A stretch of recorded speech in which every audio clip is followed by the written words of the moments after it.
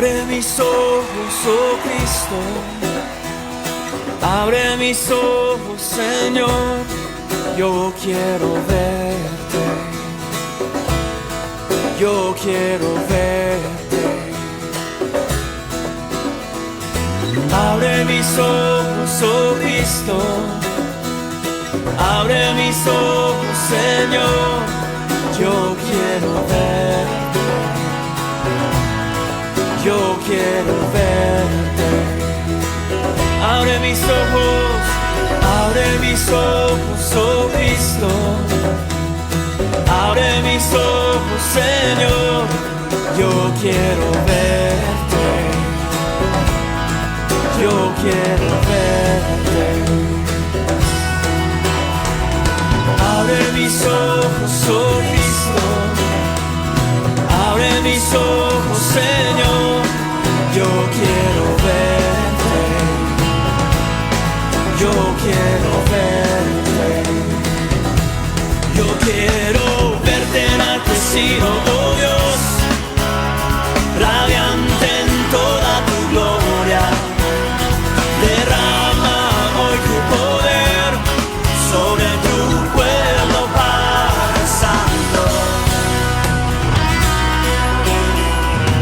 Abre mis ojos, oh Cristo, abre mis ojos, Señor, yo quiero verte, yo quiero verte. Sí, Señor, abre mis ojos, oh Cristo, abre mis ojos, yo quiero verte, yo quiero verte, yo quiero verte enaltecido, oh Dios, radiante en toda tu gloria. Derrama hoy tu poder sobre tu pueblo, Padre Santo. Verte enaltecido, oh Dios, radiante en toda tu gloria. Derrama hoy tu poder sobre tu pueblo, Padre Santo. Verte enaltecido, oh Dios, radiante en toda tu gloria. Derrama hoy tu poder sobre tu pueblo, Padre Santo. Santo, santo, santo, eres santo, santo, santo. Santo, santo, santo, yo quiero verte.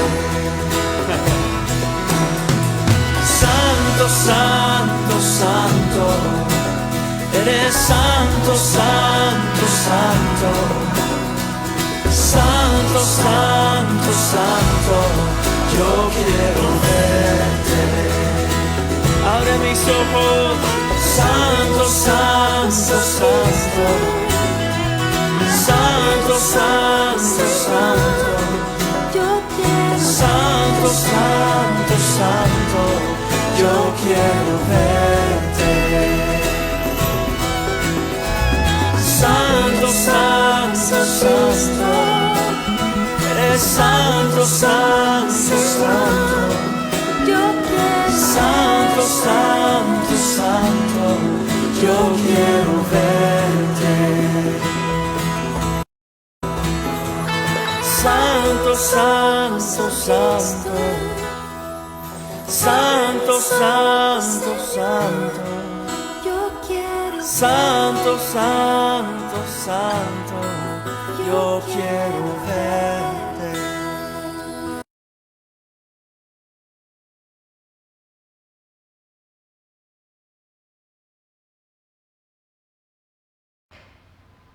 ¿Qué tal? ¿Cómo les va? Buenos días, amigos. ¿Qué dicen? Acá en un día ya mucho más fresco para los que nos gustan las temperaturas más cercanas al cero absoluto.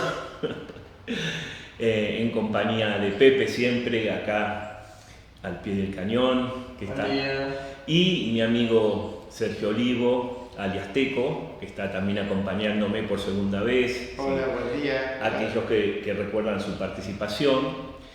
Y bueno, estamos cerrando el año con el último desayuno, hicimos un enroque con el padre, aquellos que están acostumbrados a conectarse los martes verán una cara desconocida tal vez.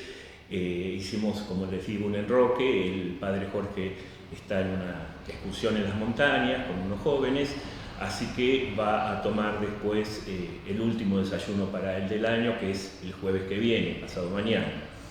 Así que bueno, nosotros mientras tanto tomamos este espacio y vamos a cerrar. La idea es que este es el último desayuno de nosotros y, si Dios quiere, volvemos en marzo. Vamos a hacer un receso en enero y febrero, vamos a tratar de preparar algunas cosas, enmendar otras, Dios dirá. Pero la idea es volvernos a ver en marzo, siempre si Dios quiere. De manera que, bueno, empiezo a saludar, Coca, como siempre, nuestra incondicional. Buen día, Claudio, Pepe, Sofi. Sofi no, Sofi está arriba en las montañas, acampando en medio de las bestias salvajes. Vamos a ver la experiencia que trae de este campamento que hizo con Jorge y los jóvenes. Bendecido Día de Todos los Inocentes. Sí, me da pie, Coca, más allá del tema del día, recordar este día que fue el terrible día donde mandó Herodes, perdón. Tengo a veces esos lapsus. Herodes el Grande, justamente por una especie de sospecha de que el nuevo Mesías, según la profecía, iba a venir a destronarlo, interpretando esa profecía a modo meramente terrenal, que después vamos a ver no es, y ya lo dijimos antes, no fue la intención de Jesús.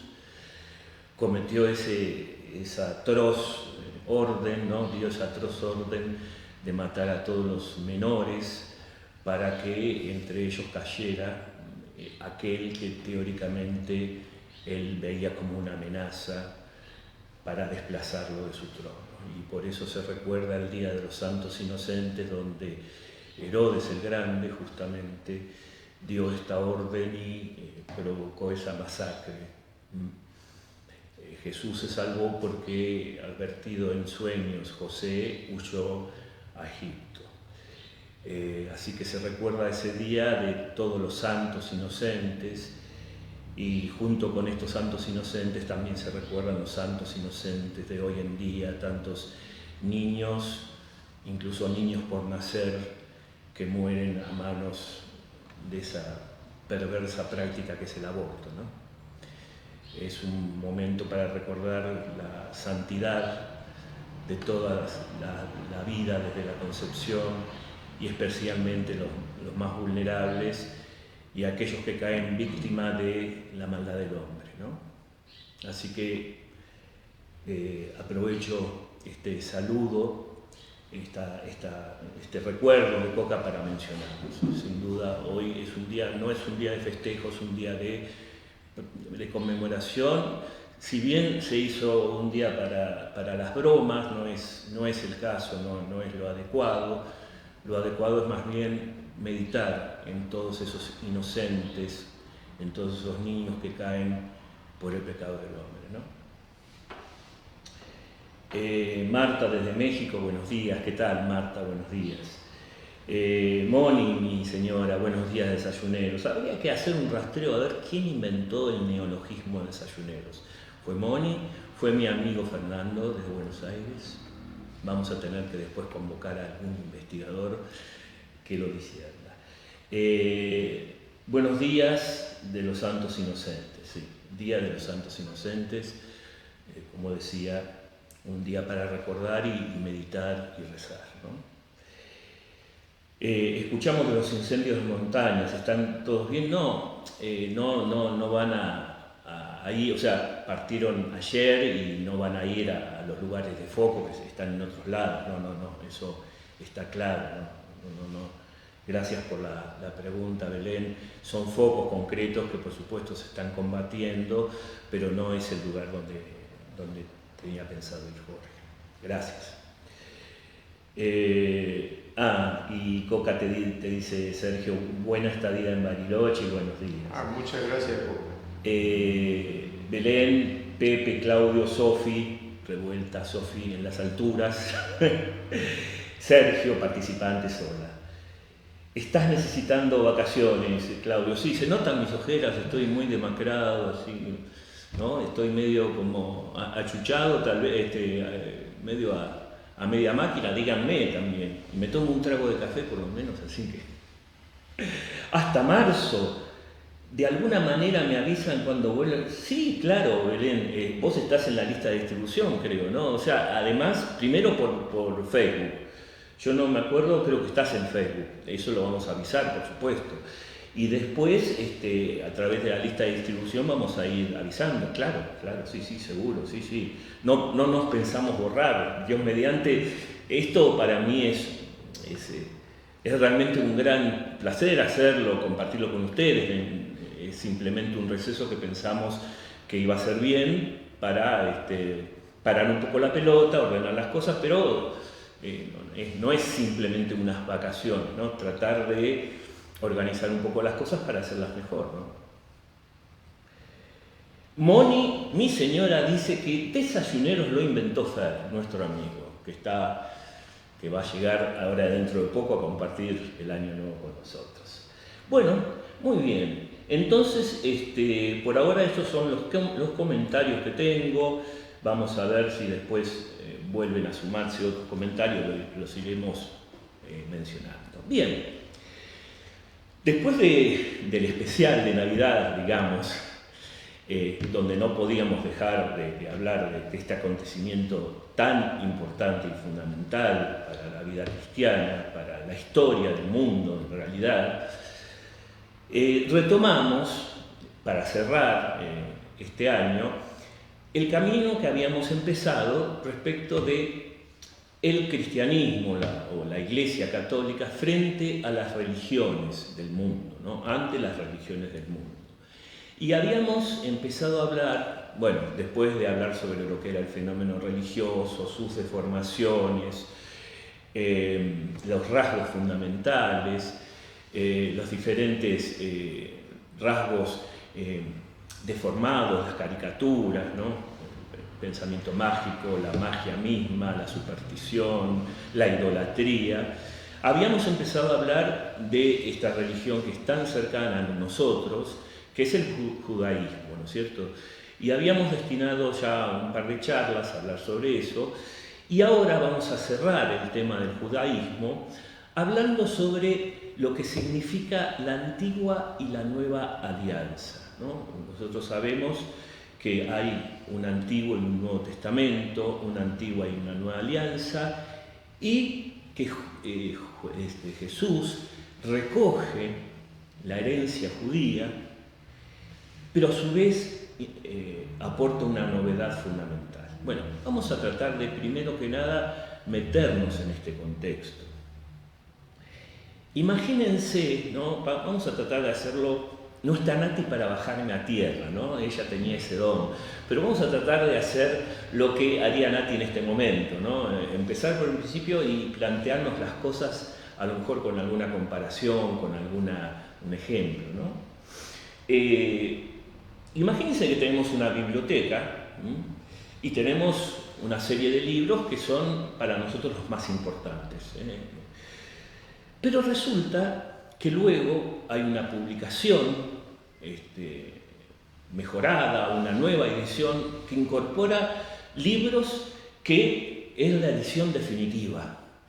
Incorpora una serie de nuevos libros con los cuales tenemos ya todo lo que el autor nos quería revelar, el gran legado. ¿Qué hacemos con los otros libros? Aquellos que ya eran del autor, pero estaban como anunciando que el autor iba a escribir algo que iba a cerrar su obra, por lo menos su transmisión del pensamiento, de su pensamiento, de sus ideas hacia nosotros. ¿Qué hacemos con esos libros? Y yo te diría, depende.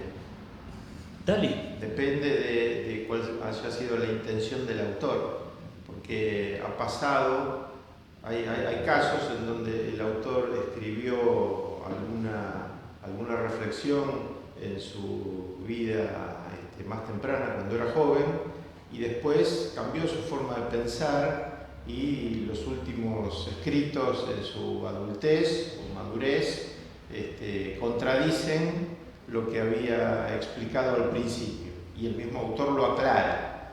Entonces uno debería conservar esos libros primeros para compararlos con los últimos y ver por qué cambió su forma de pensar, y ver en qué forma lo complementó o en qué forma lo refutó. Ahora, podría darse otro caso en donde en los últimos libros el autor haya querido complementar o ampliar lo que había explicado en su primera versión. Claro, está bien. ¿Qué les parece a ustedes entonces? Abrimos la pregunta entonces con este comentario acertado de Tesco, donde decimos, bueno, ¿cómo ubicamos entonces el Antiguo Testamento respecto al Nuevo? Es decir, el autor, Dios, de alguna manera, es más, les voy a poner un ejemplo concreto. Hay un filósofo de comienzos de la edad cristiana, les voy a poner este ejemplo muy concreto, que decía, aclaro, está fuera de la iglesia, pertenecía a lo que se llamaba la corriente de los gnósticos, decía que una vez que vino ya Jesús y reveló el Nuevo Testamento, ya no había que emplear más el Antiguo Testamento. Que el Dios del Antiguo Testamento era un Dios sanguinario, era un Dios castigador, era un Dios celoso, que tiranizaba al pueblo, y que el Dios de Jesucristo era un Dios del amor, un Dios del perdón. Entonces que había que hacer una especie de tabula rasa, de borrón y cuenta nueva, y olvidarse del Antiguo Testamento. Esto concretamente era el pensamiento de Marción, un hereje porque se ubicó fuera del pensamiento de la Iglesia Católica, pero bueno, esto es un poco extremar lo que estamos acá sugiriendo, es decir, invitarlos a pensar qué pasa con estos libros. Ustedes saben que para la Iglesia Católica, al contrario de nuestros hermanos separados, la Iglesia Ortodoxa incluso tiene más libros todavía, pero para la Iglesia Católica esto se lo declaró, si bien ya se lo tenía formalmente el canon, es decir, cuáles eran los libros que se consideraban inspirados ya desde muy temprano. En el Concilio de Trento, en el siglo XVI, se declaró oficialmente esa lista de libros inspirados, que son 46 libros del Antiguo Testamento y 27 libros del Nuevo Testamento. Los 27 libros del Nuevo Testamento no hay conflicto entre los cristianos. Todos aceptamos, no estamos hablando de sectas, estamos hablando de las iglesias que se llaman tradicionales. Los luteranos, los anglicanos, los calvinistas, los bautistas, por supuesto los católicos, y también los ortodoxos. Ahí no hay conflicto. El conflicto surge, en cuáles son los libros inspirados del Antiguo Testamento. Nosotros consideramos 46 los libros inspirados, pero más allá de eso, que es apenas una aclaración al paso, nos interesa saber cuál fue la intención del autor, como dice Sergio. Si esto es una obra de juventud, si podemos imaginar a Dios de esa manera, como una especie de joven que va creciendo junto con el pueblo de Israel y que se va aprendiendo de los fracasos, y es un Dios inexperto, o un Dios celoso, o un Dios que de alguna manera mete la pata y después trata de arreglarlo. Y entonces cuando viene a la revelación definitiva de Cristo, vamos a las obras de madurez. o hay que entender de otra manera. ¿Por qué la Iglesia conserva? La Iglesia siempre, si hay algo muy claro del magisterio, es que siempre la Iglesia, el magisterio, recibió el Antiguo Testamento como revelación de Dios. Esto está muy claro. Y además, fíjense, de entre todas las religiones no cristianas, el judaísmo es la única, y repito, la única que el cristianismo, o que si quieren más estrictamente, la Iglesia considera una religión revelada. Es muy importante esto. El judaísmo es una religión revelada para los cristianos. De manera que, a ver, no sé si acá alguien todavía... Belén dice, el nuevo se apoya en el antiguo, por supuesto. De eso, ahí está como el comienzo de lo que nosotros queremos decir, ¿no? Podríamos preguntarnos de alguna manera, bueno, ¿por qué no dejarlo totalmente detrás el Antiguo Testamento, ya que el Nuevo es la revelación plena en Jesucristo, ¿no? Yo creo que es interesante poner algunas consideraciones para, si nadie quiere comentar ninguna otra cosa, por supuesto, esto es un diálogo.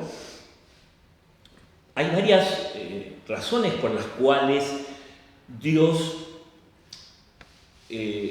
inspiró el Antiguo Testamento y quiso que la Iglesia lo conservara en el canon. Ustedes saben que el canon es inspiración del Espíritu Santo. Si Dios no hubiese querido que el Antiguo Testamento no se conservara como libro sagrado, no habría inspirado tal cosa en los padres de la Iglesia que lo consideraban sagrados esos libros, ¿no? Pero fíjense, por un lado, tomado el Antiguo Testamento en sí mismo, no solamente por lo que voy a decir después, hay tesoros de sabiduría abundantes y enormes ya en el Antiguo Testamento. Bien lo saben nuestros hermanos judíos que celebran, que lo rezan, que lo meditan. El Génesis, el fundamento de la dignidad del hombre, para nosotros los cristianos también está fundado en los primeros 2 capítulos del Génesis, esa visión del hombre a imagen de Dios. Ahí tenemos el fundamento religioso de la dignidad humana. Los profetas cómo fueron anunciando, no solamente anunciando al Mesías, sino cómo fueron con la sabiduría que Dios les inspiró, leyendo los signos de los tiempos, enseñando lo que significaba la fidelidad a la antigua alianza, la misma alianza y la ley, que aún la Iglesia lo toma como mandamientos a seguir, mandamientos que tienen que ver con la ley natural, pero que fueron explicitados en el Sinaí ante Moisés. La sabiduría, el tesoro de los salmos que nos invitan a que aún hoy la Iglesia los emplea para orar. Siempre tenemos un salmo, no solamente en el libro de las horas, ¿no? En el breviario, sino también lo tenemos en las celebraciones. Siempre hay un salmo donde se nos invita a orar junto con el salmista del Antiguo Testamento, por supuesto, un poeta, un sabio judío. Y los libros sapienciales también, la sabiduría que hay en el libro de Job, el libro de Eclesiastés, los proverbios, el libro de la sabiduría. Bueno, hay abundante sabiduría en el Antiguo Testamento. Y lo más importante, no es sabiduría humana. Ya desde el mismo Antiguo Testamento se ve cómo Dios va conduciendo a su pueblo. Es un pueblo elegido entre un montón de pueblos que eran mucho más poderosos y que podría haber elegido Dios. Grandes imperios, poderosos, ricos, llenos de ejércitos, y eligió la pobreza de un pequeño pueblo para revelar la historia de la salvación, que ya dijimos empieza con Abraham, que ni siquiera era monoteísta, era politeísta y lo fue sacando. Entonces, la primera gran pregunta, de ninguna manera Dios va cambiando. Es Dios que en su didáctica se va mostrando gradualmente al pueblo, con una didáctica, porque nosotros tenemos que aprender gradualmente las cosas. Aquí, Gaby sabe, ¿qué tal, Gaby? Pienso que Dios se adapta a su auditorio. Claro, Gaby. Por lo que debía revelarse al hombre como podía entenderlo. Así se entiende la diferencia del mensaje entre el Nuevo y el Antiguo Testamento. Gaby también es teóloga, entonces nos puede aportar grandes reflexiones desde Buenos Aires, donde está. Sí. Sin duda, el tema fundamental es esa didáctica de Dios que se va adaptando a los oyentes. Los oyentes, esto habría mucho que decir y no queremos demorarnos porque también Belén ha comentado algo y quiero después cederle la palabra, se va adaptando al modo de ser. Repito, imagínense esto, Abraham en el momento de esa revelación, cuando se revela ahí en Ur, en Caldea, ¿se acuerdan? Su esposa Sara, Esther, etc. Bueno, eso es más o menos en el siglo XIX, 20 a.C. Y poco a poco, a lo largo de la historia, va purificando esa imagen que va revelando. No es que Dios cambie, sino que va purificando la idea, la imagen que tiene el israelita, esas tribus que después se unen en la alianza, que al principio eran politeístas, después empezaron a ser monolátricos, es decir, adorar a un solo Dios, hasta que llega el momento de la confesión formal del estricto monoteísmo que recién viene en la época del exilio en Babilonia, siglo VI a.C. Fíjense cómo poco a poco va Dios con la didáctica, justamente como dice Gaby, adaptándose al modo gradual. Nosotros también, cuando nosotros estudiamos, el profesor, cuando viene el primer día, no nos da toda la materia al mismo tiempo. Es un camino didáctico. Dios podría haber revelado todo a Moisés cuando subió al Sinaí a darle las tablas de la ley. Sí, en una especie de revelación sobrenatural podría haberle revelado todo, hasta el misterio de la Trinidad. Dios está en su capacidad de infundirnos sobrenaturalmente esos conocimientos, pero quiso elegir el modo humano, el modo que tenemos nosotros de aprender las cosas, a través de la experiencia, a través de un proceso histórico, a través de caernos y volvernos a levantar, de fracasar y volver a intentarlo. Si uno ve la historia del pueblo de Israel, se trata de eso, de un pueblo que continuamente tiene que purificar su infidelidad a la alianza y volver a Dios. Y en esto los profetas tienen un papel fundamental. Acá dice Belén, si no fuesen importantes, no los escucharíamos en misa. Claro, yo creo que se está refiriendo a los salmos, por ejemplo, claro, o también otros textos del Antiguo Testamento, ¿no es cierto, Belén? Es la historia de Dios que empezó antes del nacimiento de Jesús, exactamente. Es la creación y la salvación del pueblo, sí, es así. Y es más, yo agregaría, ustedes saben que la historia del pueblo, la iglesia, ¿no? La iglesia es heredera del pueblo de Dios. Este pueblo de Dios es anterior a la Biblia. Eso es importante entenderlo. La Biblia, las Escrituras, fueron plasmándose a partir de la experiencia del pueblo de Dios, el pueblo de Israel, el pueblo elegido, desde esas primeras tradiciones orales que se remontan de la época de Abraham. Poco a poco esas tradiciones orales fueron poniéndose por escrito y fueron recopilándose los libros del Antiguo Testamento en un largo proceso histórico. Pero es en ese pueblo donde surgió la Biblia, no es que la Biblia preexistía. Es el pueblo elegido que fue caminando en la historia, fue experimentando la acción de Dios en él, y eso fue dando lugar a estos escritos que después fueron recopilados varias veces y que es el Antiguo Testamento. Y que después la Iglesia, como pueblo de Dios, como nuevo pueblo de Dios, los 12 apóstoles que simbolizan las 12 tribus de Israel, recogen esa herencia y la siguen en la historia con el Nuevo Testamento, ¿no? Por favor, Teco.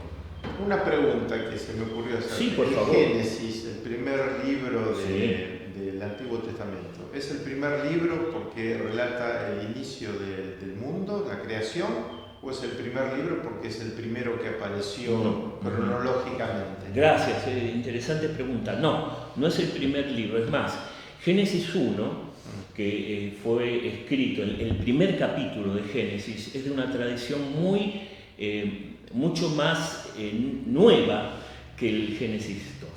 El Génesis 1 es de la que se llama tradición sacerdotal y fue compuesta durante el exilio en Babilonia en el siglo VI antes de Cristo. Bastante después que Abraham. Por supuesto, mucho después. Esas fueron tradiciones orales. Génesis 2, que después sigue en Génesis 3, corresponde a lo que se llama la tradición yavista, que es una tradición que es por lo menos 3 siglos anterior. Es decir, el primer capítulo de la Biblia empieza en una tradición más moderna que el segundo y tercero capítulo, que viene de la época del reinado de Salomón, mucho antes.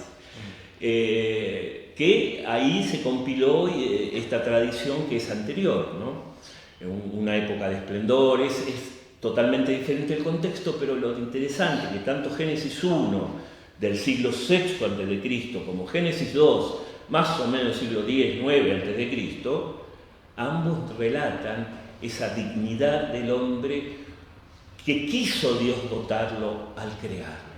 Dios quiso crear al hombre como su criatura para que respondiera ante él. Es el único capaz de entrar en el diálogo con él y es el único capaz de pastorear la creación. Es muy hermoso esto, pero ambos, no está, en la Biblia no aparece, la Biblia en realidad, Biblia significa los libros en griego, y es una biblioteca con muchos géneros literarios, con muchos autores, con muchas circunstancias y contextos, pero como lo recopilamos todo en un solo libro, y está bien que sea así lo tenemos porque es la palabra de Dios, sin embargo tenemos que entender que es una biblioteca, no es un libro, es una biblioteca de 73 libros.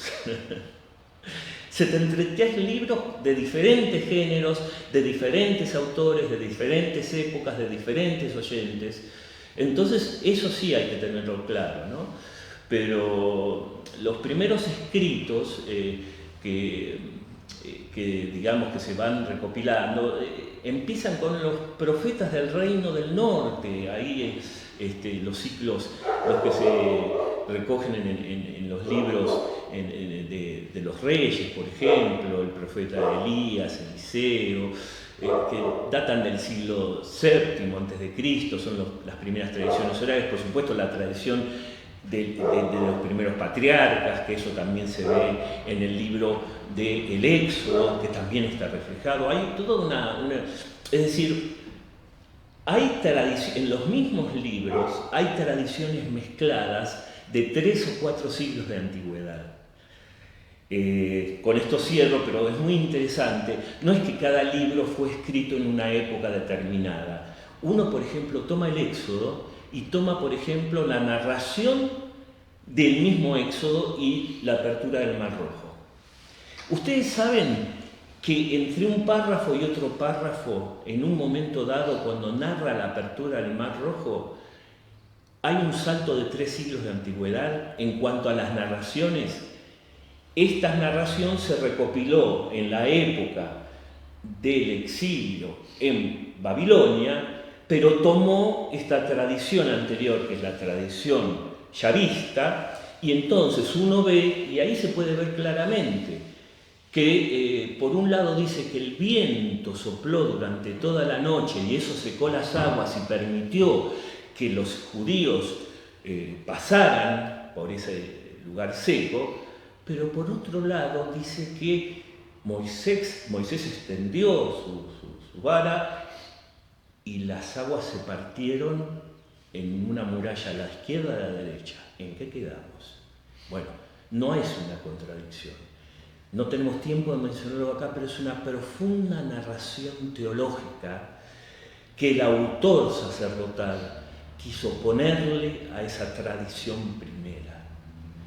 Muy brevemente quiso mostrar cómo el Éxodo es una segunda creación, así como en Génesis 1, tradición sacerdotal redactada justamente por los sacerdotes en el exilio, muestra cómo en la creación Dios separa lo mojado de lo seco, en uno de los primeros días.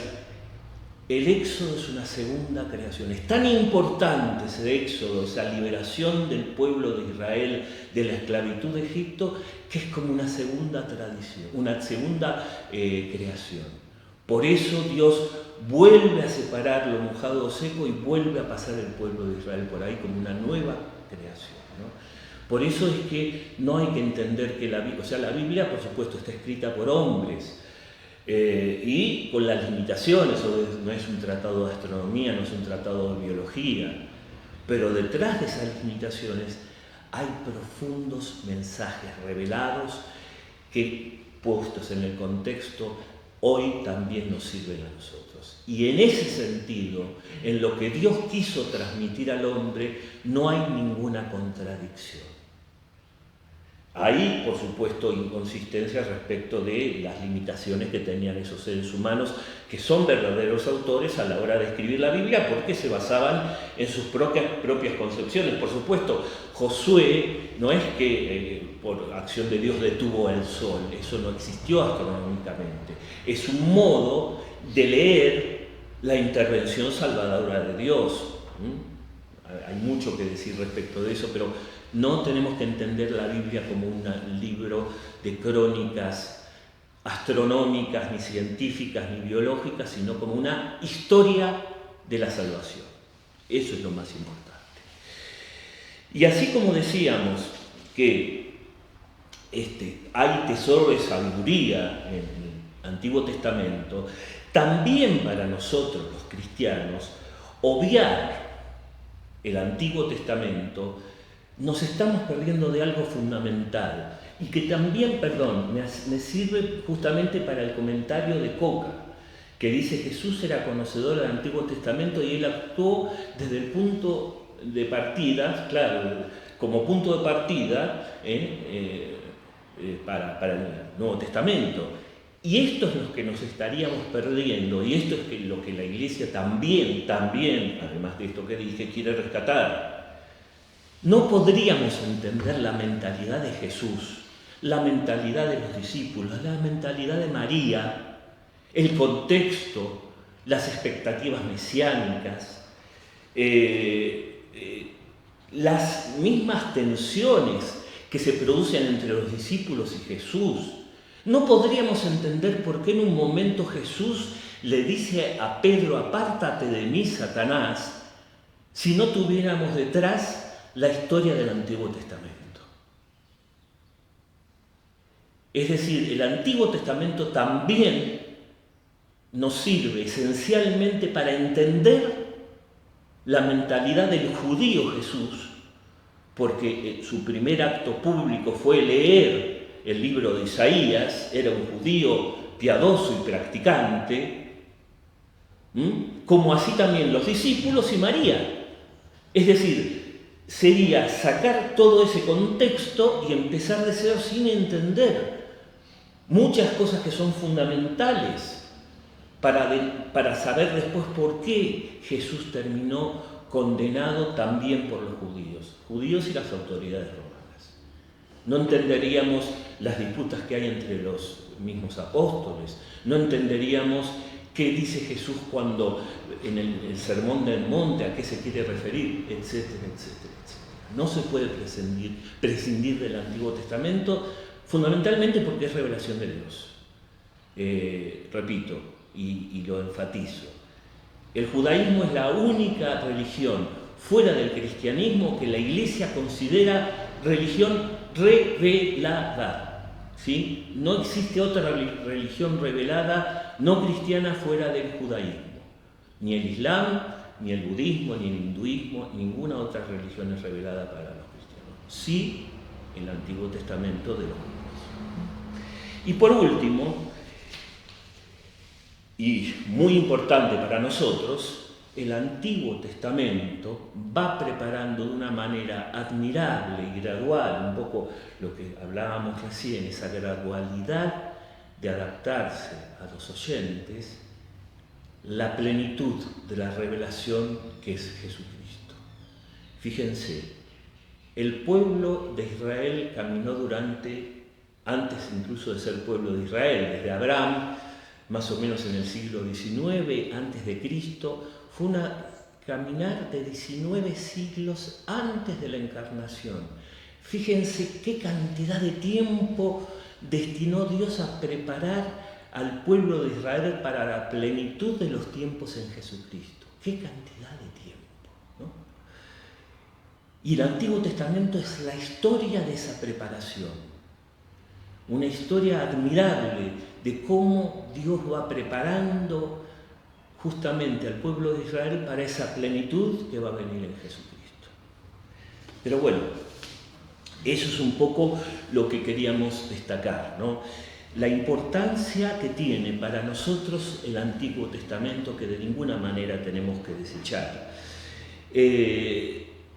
Jesús mismo dice a los fariseos, ¿no? Si creyeran en Moisés, también creerían en mí. Fíjense, Moisés asociándolo al Pentateuco, ¿no? Que según la tradición primera era Moisés el escritor de los 5 primeros libros, el Pentateuco.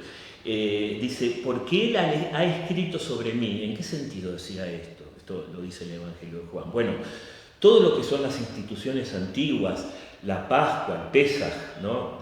del pueblo judío, la ley, la alianza.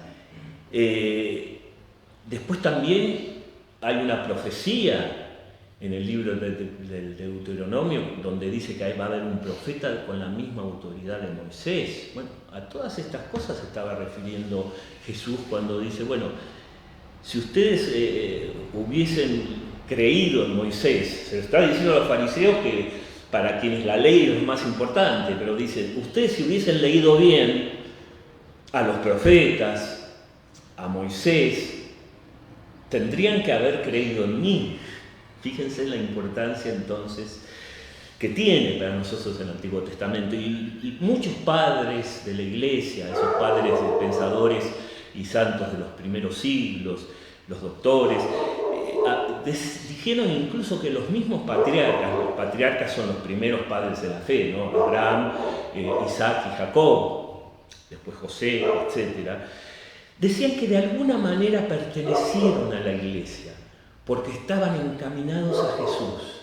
Aunque no lo conocieron, formaban parte de la Iglesia. Fíjense qué importante. Bueno, para no detenernos, esto lo dice pensadores de la talla de San Agustín y Santo Tomás, ¿no? Que pertenecieron verdaderamente a la Iglesia, estos justos del Antiguo Testamento.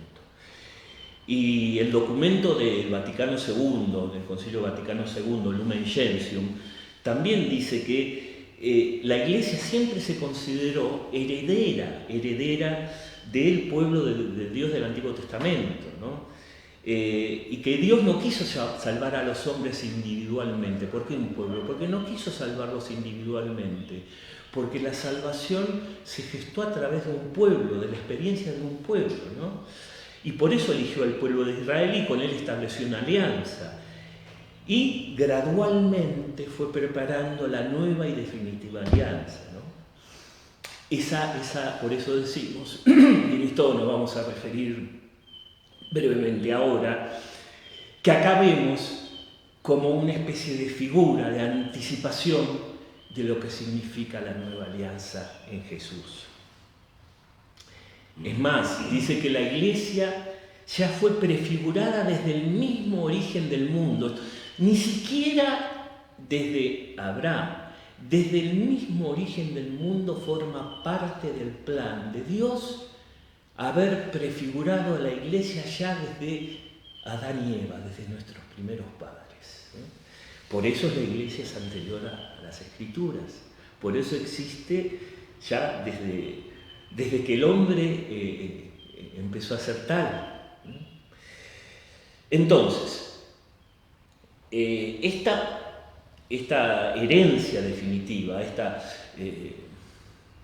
esta realización definitiva en el nuevo pueblo de Israel, que es la Iglesia, que va a venir con Jesucristo, la Iglesia lo ha remarcado una y otra vez. Y para cerrar esta parte, cito a Juan Pablo II, tiene una famosa expresión que más adelante, en el año 1999, la trae a colación en una audiencia general, donde él mismo dice que se refirió a los judíos en una famosa visita a una sinagoga en Roma en el año 86, y que los llamó nuestros hermanos mayores en la fe, algo que despertó a veces resistencia y estupor, pero es que son nuestros hermanos mayores en la fe, porque son los custodios de una fe que vino preparándose a través de todo el Antiguo Testamento, y es más, dice después, de una manera muy hermosa Juan Pablo II, esta antigua alianza no fue revocada.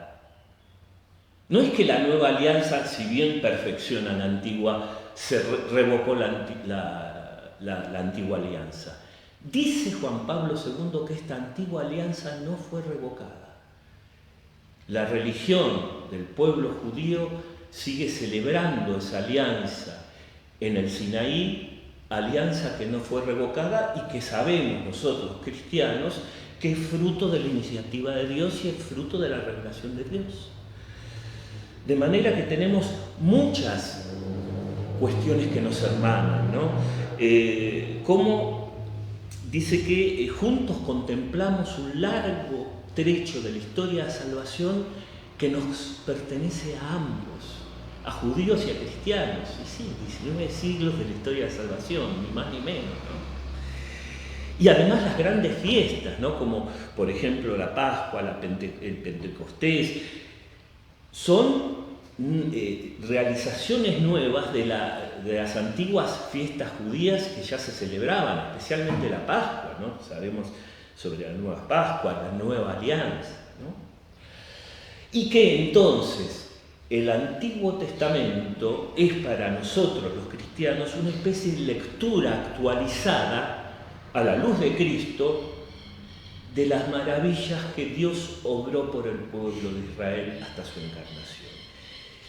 Y para terminar esta parte, es muy lindo citar lo que decían los testigos de Emaús. ¿Se acuerdan los testigos de Emaús que Jesús se acercó sin que supieran que era Jesús y empezó a interpretarle la ley y los profetas y mostrarle cómo todo esto que es el Antiguo Testamento hablaba sobre el Mesías, hablaba sobre él? Fíjense que después que se va Jesús, dicen entre los discípulos de Emaús, pero ¿no ardía nuestro corazón cuando Jesús nos decía esto? Bueno, también nuestro corazón tendría que arder cuando leemos el Antiguo Testamento y vemos cómo prepara admirablemente el Nuevo Testamento, ¿sí?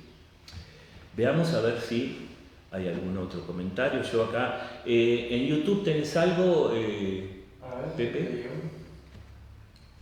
Así aprovecho y me tomo un poquito de agüita. Sí, está conectada María Rosa. Ah. Que bueno, dice buen día a todos. Buen día.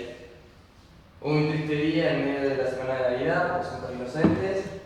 Y después Exactamente. Dice, entiendo que capaz al principio, dice, es la evolución del pensamiento en su construcción cognitiva. Quizás esta comparación entre ambos. El proceso didáctico del Antiguo Testamento. Sí, sin ninguna duda. Dice, Padre Jorge suele comentar en su homilía los modos de Dios. Claro. Y después, tal cual, significar la alianza de Dios con el pueblo judío es parte de la evolución del constructo humano. Los judíos, nuestros hermanos mayores de la fe. Claro, sin duda. Es respetar, fíjense, lo mismo que Dios creó. Dios creó a las personas, las cuales nosotros tenemos una manera histórica, gradual, experiencial de aprender las cosas. No es lo mismo que los ángeles. Los ángeles son criaturas que Dios dotó de otras capacidades y que conocieron a Dios cara a cara al comienzo de los tiempos. Nosotros no, nosotros somos seres históricos que tenemos que aprender como peregrinos en la experiencia histórica a través de caernos del pecado, de levantarnos, de la conversión, de asimilar. Eso corre tanto para nosotros individualmente como para los pueblos. Y eso es lo que Dios respeta en este proceso gradual. Para resumir, y me gusta algunos paralelismos que son muy lindos. Conocen ya el caso de Abraham, el caso como Abraham, cuando se le revela a Dios, se revela como el Dios de la esperanza. Ya habíamos hablado cómo insta a salir de su propia realidad a Abraham, de su pueblo, de Ur, y dirigirse a la tierra prometida, con esas promesas de tierra y descendencia. Bueno, Abraham, que no había tenido un hijo con Sara porque era estéril, después concibe un hijo, lo que llaman el hijo de la promesa, Isaac. Y después de concebirlo, el ángel le pide que lo sacrifique. Esto que es tan terrible como escena, como imagen, y que está tan reproducido en cuadros, ¿no? en el arte cristiano.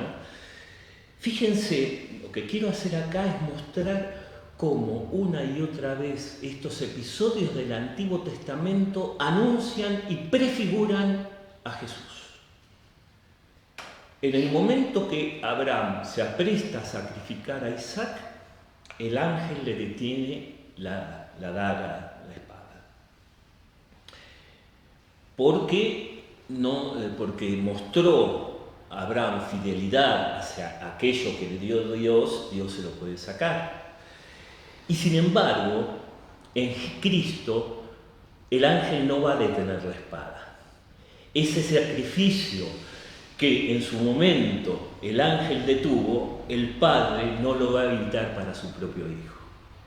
Y aquí está prefigurado tanto el carnero que estaba ahí enredado en las zarzas y que es sacrificado, como el mismo Isaac, que ambos son figuras del sacrificio de Cristo en la cruz, donde, como digo, de un modo misterioso, de un modo que una y otra vez hay que meditar, el Padre acepta entregar a su Hijo y acepta que la daga baje y la sangre se derrame de su Hijo único, ¿no? Una primera y tremenda prefiguración de Cristo. Pero en la revelación a Moisés también hay muchas prefiguraciones de Cristo.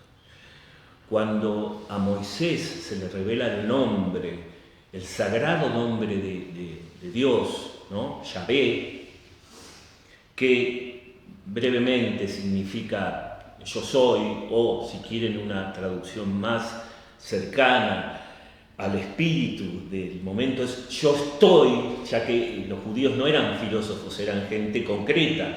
Yo estoy aquí en medio de ustedes poderosamente, y como estoy en medio de ustedes poderosamente, los voy a liberar. Y esto de que Dios dé su nombre, porque así va a ser conocido de generación en generación, le dice muy claramente Yahvé a Moisés, es un gesto tremendo de parte de Dios hacia el hombre, porque está dándole su nombre. Recuerden lo que significa el dominar, el nombrar para la mentalidad judía. El nombrar es dominar. ¿Cómo crea Dios en el Génesis 1? Crea por la palabra. No es simplemente nombrar la cosa como diciendo, como un chiquito que dice, eso es una silla. No, nombrar para Dios es convocar a las cosas a ser. Y por eso también en Génesis 2 invita a Adán a ponerle nombre a los animales. ¿Qué quiere decir ponerle nombre? ¿Es un pasatiempo porque Adán estaba aburrido? No. Por ponerle nombre establece una relación de dominio con aquello que nombra. Y por eso después va a ser pastor de la creación, porque se va a establecer una relación de señorío. Fíjense qué inaudito que Dios permite que el hombre lo nombre. Nombre su nombre más sagrado y puro. Eso es un gesto de disponibilidad total de Dios hacia el hombre. Tal es así que después los judíos en la experiencia del exilio van a dejar de nombrar el nombre de Dios, valga la redundancia, y van a empezar a llamarlo Adonai, Señor. No quieren nombrar a Dios porque es como que sienten que están queriendo manipular, disponer. Bueno, Dios quiso eso. Tanto lo quiso que esa misma palabra se encarnó. Ese nombre de Dios se encarnó y se hizo plenamente disponible para los hombres. Tan disponible se hizo que se entregó a los hombres en muerte y muerte de cruz. Ese es el extremo de la disponibilidad que Dios anunció ya a Moisés entregando su nombre. Ese nombre que después va a encarnarse y va a morir en la cruz. Otra prefiguración, me parece que hermosa, de lo que significa el Antiguo Testamento como anuncio, como prefiguración de lo que va a ser el Nuevo, ¿no? Y en la Pascua está lleno de estos detalles, de estas imágenes.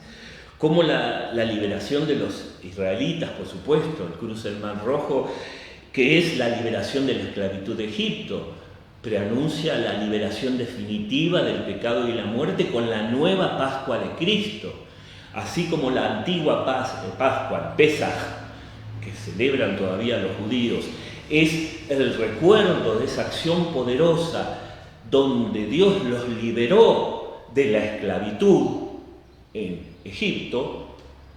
La nueva y definitiva Pascua en la cruz y la resurrección nos va a liberar a todos de la esclavitud, de la muerte y del pecado. Una liberación definitiva. Cuando habla de la sangre del Cordero, ¿no? El ángel exterminador, previo a ese paso, ¿no? Que tienen que pintar los judíos en los dinteles de la puerta, recuerdan, con la sangre del Cordero, para que el ángel exterminador pase de largo y solo extermine a los, es una cosa fuerte, ¿no? Pero a los primogénitos de los egipcios, ¿no? Pero va a pasar de largo de las casas de los judíos. Bueno, esa misma sangre del Cordero es Cristo mismo, el Cordero, que se va a inmolar ya anunciándolo en la última cena, con su carne, con su sangre, que va a ser el Cordero definitivo que se va a inmolar y cuya sangre también va a hacer que pase de largo el ángel exterminador y que seamos salvados nosotros definitivamente de la muerte. Cuando en esa larga peregrinación de 40 años en el desierto, el pueblo de Israel tiene hambre y pide a Dios una solución. Dios manda el maná, ese pan que alimenta al hombre, pero es un pan para hoy y hambre para mañana, es decir, un pan que fortalece al hombre para su peregrinaje. Pero en el libro de Juan, Jesús se va a revelar como pan vivo y definitivo bajado del cielo, en Juan capítulo 6. Es todo el discurso del pan de vida. Así como sus antepasados comieron del pan del maná y murieron, yo soy el verdadero pan. Quien coma de mí ya no volverá a tener hambre, quien beba mi sangre no volverá a tener sed. Una vez más, este maná anticipa cómo esta carne ofrecida por nosotros, que es la Eucaristía, ¿no? Que después Cristo lo instituye como la Eucaristía, es el pan definitivo que Dios nos da. Es muchos los paralelismos que uno puede mencionar y están realmente sembrado el Antiguo Testamento de estos paralelismos, ¿no? La alianza que establece en el Sinaí Moisés con el pueblo, y Yahvé con Moisés y el pueblo de Israel, y cómo justamente esa última cena también va a ser la nueva y definitiva alianza, ¿no? El libro, muchos traducen Antiguo y Nuevo Testamento como Antigua y Nueva Alianza, la alianza definitiva, ¿no? En la sangre y en la carne de Cristo, que se va a inmolar por nosotros. Etcétera. Es decir, tenemos una y otra vez, para no hablar de los profetas y las profecías, eso no tuvimos tiempo de mostrarlo, ¿no? Las mismas fiestas judías, hay muchos paralelismos. Yo lo que quería era ver si había... Mónica pregunta, mi señora, ¿por qué nuestros hermanos mayores en la fe no reconocieron a Jesús como Mesías? Sí, ahí hay todo un misterio, Moni, y es un misterio que vale la pena preguntarse una y otra vez, ¿no es cierto? Porque es una pregunta que muchas veces nos hacemos y tiene que ver también con esos reproches que hacía Jesús de cómo no leyeron ustedes, no entendieron, habiendo leído el Antiguo Testamento, no lo entendieron. Ya decíamos, hasta Moisés escribió sobre mí y no lo entendieron, ¿no? Pero los mismos contemporáneos de Jesús estaban esperando el Mesías, sin duda estaban esperando el Mesías, pero de vuelta, no habían leído ese mesianismo en clave de lo que había anunciado los profetas. Los profetas habían anunciado un Mesías que iba a venir en la humildad. Fíjense, en la profecía de Zacarías, lo que celebramos el Domingo de Ramos, el rey montado en un burro, entrando en Jerusalén, el rey montado en un asno, en un burro, o sea, sinónimo de humildad. Así va a venir el Mesías. Belén, que era una ciudad pequeña, modesta, y sin embargo en Miqueas, la profecía de Miqueas dice, y tú Belén no serás considerada la más pequeña de las ciudades de Judá, porque de ti nacerá el Redentor, aunque sea la más pequeña de las ciudades, ahí va a nacer el Redentor, para no hablar de la gran profecía del siervo sufriente de Isaías, que es a través de ese sufrimiento, a través de las llagas, que vamos a ser salvados, no a través de un poder sobrenatural. Y esto Jesús lo mostró, por ejemplo, en las tentaciones que él mismo sufrió en el ayuno de 40 días. No se dejó guiar por las tentaciones del demonio. Mostró una y otra vez que su mesianismo pasaba por otro lado, no por el poder. Y aquí está el gran drama, ¿no, Moni? Que nosotros muchas veces nos planteamos, ¿por qué no se dieron cuenta? Porque en general todos estaban esperando un Mesías poderoso, un Mesías que los librara del yugo de Roma, que por supuesto era injusto, que por supuesto hubo muchos patriotas que se alzaron. Pero no era ese el camino de Jesús. El camino de Jesús era la cruz. Y eso era un escándalo que el mismo Pedro no pudo aceptar. ¿Se acuerdan que dije? Pedro, especialmente en el Evangelio de Marcos, con perdón de la palabra, manda al demonio Jesús a Pedro. Porque dice, tus caminos no son los caminos de Dios. ¿Por qué? En un momento dice, habla con toda claridad que tiene que ir a Jerusalén, ser muerto, pero que al tercer día va a resucitar. Y hablaba de esto con toda claridad.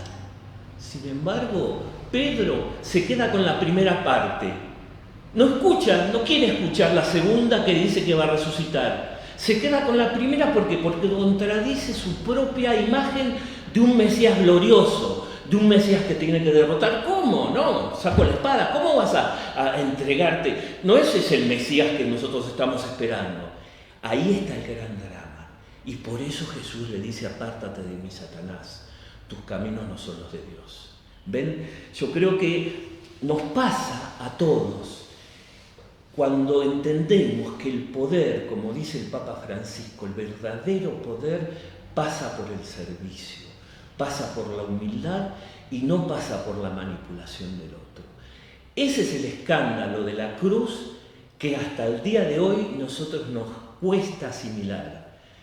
Que la salvación venga por un acto de amor que asume el pecado propio y del otro, y no por un acto de poder sobrenatural que venza al enemigo y que lo haga caer a sus pies. Jesús podría haberse manifestado ante Pilato y decir: ¿ves que yo soy poderoso, sobrenatural? Inclinate, Podría haberlo hecho. Jesús aparece glorificado, pero aparece glorificado con sus llagas, en la humildad de la cercanía de sus discípulos, y de ninguna manera como alguien que quiere mostrarse vengativo, sino en el servicio, en el mandamiento del amor, en el mandato de evangelización, ¿no? Así que bueno, no sé si hay alguna... hay varios. En los relatos de la Pascua, dice Belén, las familias tenían que calcular cuántos eran, o si se juntaban con otra familia para que no sobrara corderos, que sea consumido entero. Sí, esa costumbre tiene que ver también con esa huida apresurada de Egipto y con ese pan ácimo, porque no podían llevar nada encima, tenían que consumir todo porque tenían que ir ligeros de equipaje, porque iban a tener una larga peregrinación. Coca dice: los musulmanes aceptan a Jesús, pero lo consideran tan solo un profeta más y no como el Mesías. Sí, después, si Dios quiere, en marzo vamos a hablar sobre el Islam, sí, y es más, creen en la concepción virginal de María también, curiosamente, pero no creen en Jesús como Dios. Pero eso ya lo vamos a ver, si Dios quiere, en marzo, cuando sigamos hablando sobre el Islam. Gracias, Belén, lo paso a otras familias. Porque dicen, me salté esto que dice Belén: hagan ver a los chicos la estrella de Belén en Netflix. Recomienda Belén. El nacimiento contado desde un burro, hermosa, recomendable. Me mandé una publicidad. Está perfecto, Belén no conocía, y eso también es lo que agradece Coca. Gracias, muchas gracias, Belén. ¿Hay algún otro comentario, Pepe, en YouTube? Te digo. ¿Alguna cosa que vos quieras comentar, Teco? No. No, simplemente María Rosa pone el pan de maná, un pan para amasar nuestra fe. Está bueno. Ese pan amasado que es distribuido cada vez que el sacerdote consagra las especies y se convierte en la carne de Jesús, que, como dice bien Juan 6, y que no admite ningún tipo de interpretación metafórica, y que es muy concreto, y se lo decimos a nuestros hermanos separados: no hay lugar para ningún tipo de interpretación simbólica. Quien no come de mi carne no tendrá vida eterna. Se está refiriendo a la Eucaristía y no es un símbolo, simplemente para cerrar. Así que bueno, les agradezco mucho, les agradezco la participación, fue muy rica la participación. Gracias, Teco, gracias, Pepe. Gracias. Y si Dios quiere, nos vemos dentro de 2 meses, en marzo. Los invito, si estuviera acá, Nati les daría tarea para el hogar. Yo no les voy a dar tarea para el hogar, pero si quieren rumear un poco todas estas cosas, subir a mi canal, ver en mi canal de YouTube algunos anteriores, anotar dudas que tengan, y así lo vamos compartiendo, a lo mejor para el año que viene. Así que bueno, que tengan un muy buen, feliz fin de año con sus afectos, con su familia, que tengan muy felices vacaciones. Y Dios mediante, nos vemos en marzo del 2022. Muchas gracias a todos. Adiós. Chao, gracias. Gracias a los dos. Adiós.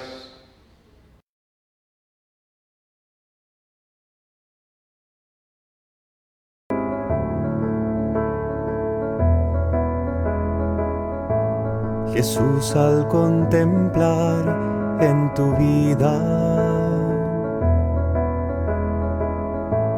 el modo que tú tienes de tratar a los demás, me dejo interpelar por tu ternura. Tu forma de amar nos mueve a amar. Tu trato es como el agua cristalina que limpia y acompaña al caminar. Jesús, enséñame tu modo de hacer sentir al otro más humano, que tus pasos sean mis pasos, mi modo de proceder.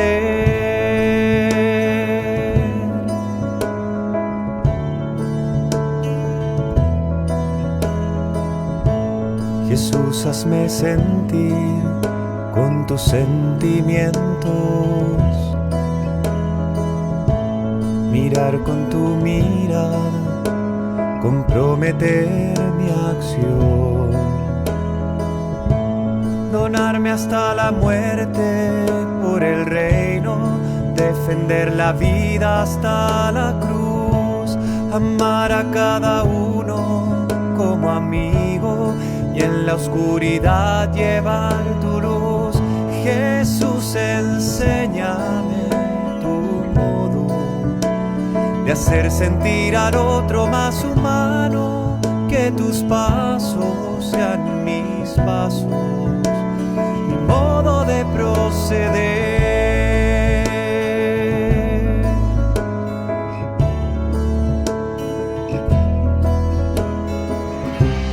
Jesús, yo quiero ser compasivo con quien sufre, buscando la justicia, compartiendo nuestra fe, que encuentre una auténtica armonía